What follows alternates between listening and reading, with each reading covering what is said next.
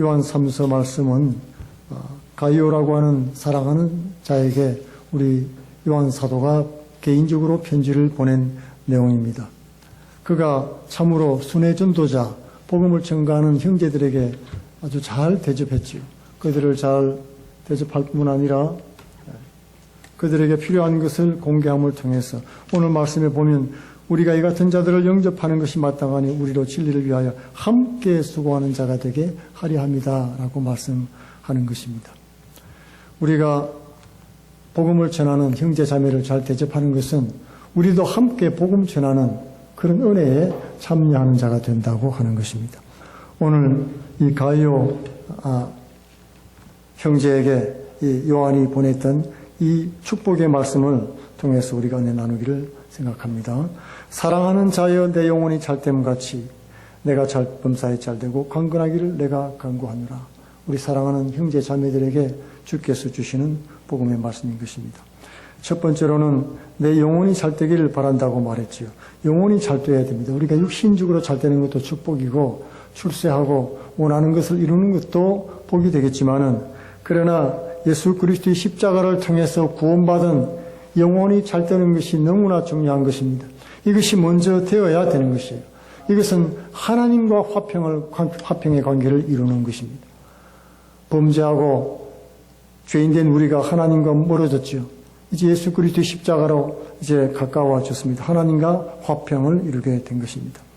사람은 아버지 하나님과 화평해야지 사람과의 관계 속에서도 평화가 찾아오게 되는 것입니다. 예수님께서 십자가에서 하나님과 원수된 것을 다 소멸하셨죠. 하나님과 화해를 이루었습니다. 이제는 십자가 예수님만 늘 의지하고 회개하면서 겸손히 하나님께 돌이키게 되면은 이제 하나님과 원수된 사람도 친구 되게 해 주신다는 거죠. 그렇게 말씀을 해 주십니다. 예수님은 평화의 왕이시기 때문에 누구든지 믿음으로 구하고 감사함으로 아뢰면 평강을 주시겠다고 약속하신 것입니다. 하나님과의 평화가 바로 이웃과의 평화로 연결되어진다고 하는 것입니다. 유대인들은 자신의 도성을 이름을 뭐로 지었습니까? 예루살렘 그렇게 지었죠. 예루살렘이라는 말은 평화의 성 그런 뜻입니다. 그 성을 향해서 주님은 너희가 오늘날 평화에 관한 소식을 알았으면 좋을 뻔했도다. 평화의 도성에 산다고 하면서도 평화를 모르고 주님을 영접하지 않고 예수님을 배척했지요. 그 일을 통해서 참 평화를 알게 될 길이 막혔던 것입니다. 예루살렘 성은 그 이름과는 걸맞지 않게 결국 멸망당하고 말았지요. 이 민족들로부터 침공을 당해서 다 사라지고 말았던 것입니다. 예수 그리스도를 받아들이지 않는 곳에는 평화가 없다는 것입니다. 결국 주님을 배척한 예루살렘은 처참한 그리고 돌과 파멸만 있을 뿐이었고 그 이후로 유대 민족은 근 2000년 가까이를 전 세계를 유리방어하면서 돌아다녔지 않습니까? 에베소서 2장 1절에는 그는 우리의 화평이신지라 둘로 하나를 만드사 중간에 막힌 담을 허시고 십자가로 이들을 하나님과 화목해 하심이라. 문수된 것을 십자가로 소멸하시고 또 오셔서 먼데 있는 너희에게 평안을 전하고 가까운 데 있는 자들에게 평안을 전했으니 이들이 다 한 성령 안에서 아버지께 나아감을 얻게 하려 합니다.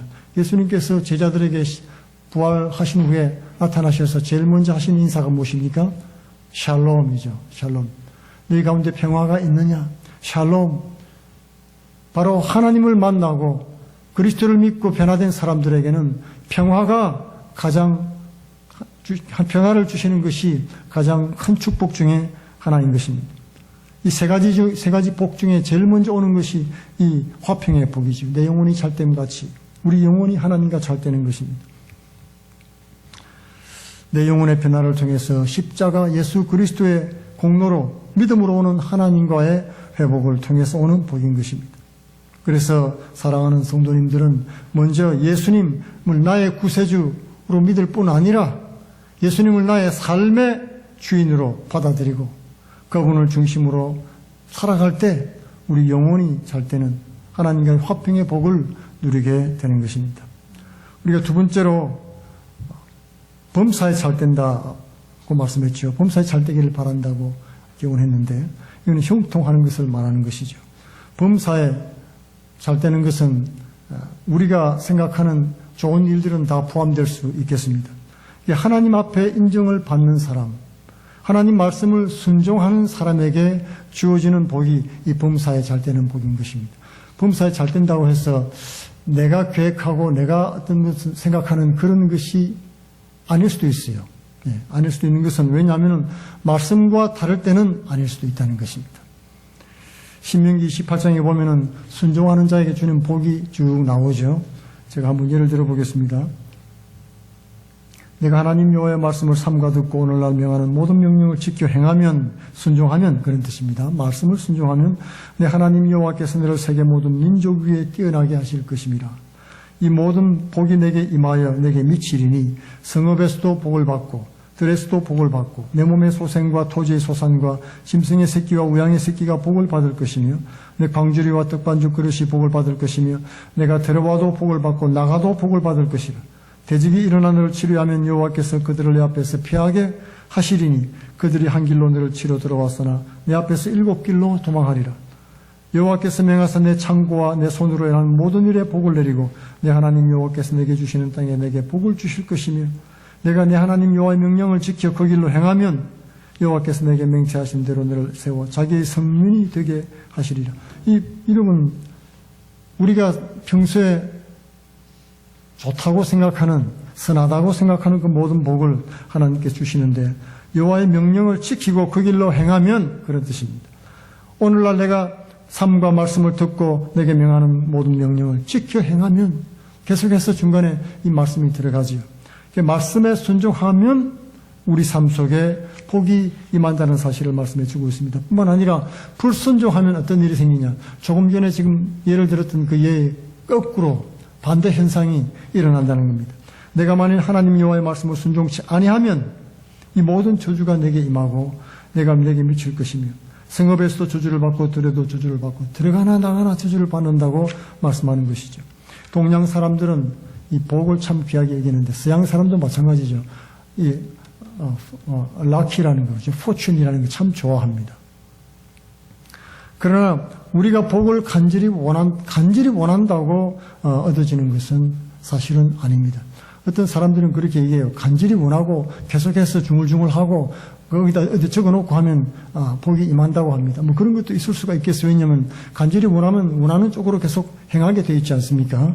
그런 면에서는 맞는 말입니다만은, 그러나 이 복은 하나님이 주시는 복을 말하는 거예요. 인생의 근본적인 복을 말하는 것입니다. 이런 복은 내가 원한다고 그냥 주어지는 것이 아니죠. 이 범사에 잘 되는 형통의 복은 우리 영혼 구원뿐만 아니고 삶 속에서 일어나는 하나님의 구원의 역사인 것입니다.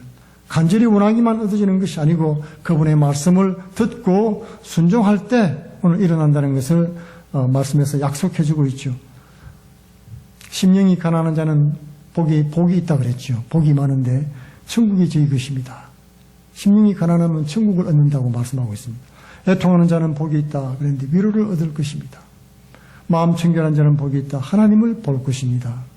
온유한 자는 복이 있다. 기업을 얻게 될 것이다. 긍휼히 여기는 자는 복이 있나니 긍휼히 여김을 받을 것이다. 이 모든 여러분 긍휼히 여김 받고 천국을 얻고 위로받고 하나님을 보게 되고 기업을 받고 이런 놀라운 축복들이 쭉 약속이 되어 있는데 이것들은 다 무엇입니까? 말씀에 순종할 때죠. 애통하면, 마음 청결하면, 온유하면, 긍휼히 행하면, 모든 하나님께 하신 말씀대로 행하면 그렇게 될 것이라는 것입니다. 우리 삶 속에 수많은 불순종들을 다 제하고 말씀을 듣고 행할 때 비록 말씀을 들을 때 괴로울 수도 있습니다. 마음이 불편할 수도 있습니다. 그러나 아멘 하고 순종할 때 약속하신 범사에 잘 되는 형통의 복이 임하게 되는 것입니다. 우리 가정과 사업뿐만 아니라 삶의 전반에 걸쳐서 하나님 말씀을 잘 기억하고 행함을 통해서 약속하신 것을 다 받는, 누리는 복된 삶을 사시기를 축원드리겠습니다. 세 번째로는 강건하기를 내가 바란다. 육신의 구원이죠. 우리 삶 속에서 일어나는 육신적인 그런 축복입니다. 잠시 잠깐 하나님 뜻 가운데서 우리가 아플 수가 있어요. 병들 수가 있습니다. 연약할 수도 있습니다. 그러나 하나님은 그분의 자녀들이 강건하고 행복한 삶을 살아가기를 원하시는 것입니다. 육신이 병들면은 잠시 기쁨도 잃게 되고 또 많은 재물을 잃게 되기도 하고 또한 제한된 삶을 살 수밖에 없게 됩니다. 그래서 사도 바울도 육신의 건강이 약간의 유익이 있다고 말하고 있지요. 육신의 건강이 약간의 유익이 있습니다. 강건함을 통해서 주의를 하려고 할 때 또는 꼭 필요한 일을 하려고 할 때 뒷받침을 해줘야 되지 않습니까? 건강이 뒷받침 안 해주면 아무것도 못하지요. 예. 그러므로 성경도 육신의 건강이 우리에게 필요하다고 말씀하고 있는 것입니다. 물론 너무 건강해서 그 건강한 몸을 가지고 죄 짓는 사람도 있는데 하나님께서는 그럴 때는 육신을 쳐서 복종시키는 일을 하게 되는 것입니다. 디모데 목사에게도 위장병 때문에 힘든 가운데서 위장병을 위해서 약으로 포도주를 약간 쓰라 그런 말씀도 있지요. 이게 건강도 조금 돌보라고 말씀을 하고 있는 것입니다. 그러나 우리가 우리 몸을 하나님께서 기뻐하시는 거룩한 도구로 드릴 때 하나님은 강건하게 해 주실 것입니다. 왜냐하면 내 몸은 이제 하나님 것이기 때문에 그분 뜻에 맞게 사용한다면 연약해질 이유가 없을 것입니다. 하나님이 도와주시고 부르시는 그날까지 강건함을 허락해 주십니다. 우리 몸도 하나님의 성령이 거하시는 성전이기 때문에 잘 관리를 해야 되는 겁니다. 몸을 막 함부로 다루는 분이 계셔요. 막 함부로 다루면서 하나님이 알아서 해주겠지. 절대 그렇지 않습니다. 몸은 성령이 거하시는 성전이라 그랬어요. 그래서 성전을 막 담배를 피워가지고 굴뚝으로 만든다든지, 막 알코올을 막 부어 넣어가지고 술독으로 만든다든지, 절대로 그것은 하나님의 뜻이 아닌 것입니다. 우리의 몸도 귀중한 것이에요. 옛날 사람들은 몸을 함부로 취급했습니다. 막 살고, 몸은 육신은 죄된 것이니까 함부로 살아도 된다 이렇게 가르치는 사람들이 있었는데 그것은 진리가 아닌 것입니다. 우리 몸은 귀한 것입니다. 하나님의 성령을 담고 있기 때문에 성전처럼 잘 관리를 해 주어야 되는 것입니다. 너희 몸으로 하나님께 영광을 돌리라고도 말씀하셨습니다. 우리의 죄의 몸은 사실은 연약해져야 되죠. 너무 강하면 죄를 짓기 때문에 그렇습니다. 그것이 정한 이치죠. 그러나 하나님이 기뻐하시는 의의 도구로 쓰여질 때 강건함을 입게 되는 것입니다. 하나님의 뜻을 이루고 할 때 필요한 힘을 공급해 주신다고 하는 것입니다. 주를 위해서 섬기고 사랑하는 일에 내 몸과 시간을 드릴 때 육신의 치료도 급속하고 강건한 역사를 체험하게 될 것입니다. 그리스도의 십자가를 의지하면서 하나님 말씀에 순종하고 그리고 내 몸을 늘 선한 도구로 하나님 앞에 드리시기 바랍니다. 그럴 때 가정과 기업과 행하는 그 모든 일에 화평의 복 그리고 흉통의 복 강건한 복이 임하기를 축원드리겠습니다. 기도하겠습니다. 고마우신 아버지 감사합니다. 교회 여러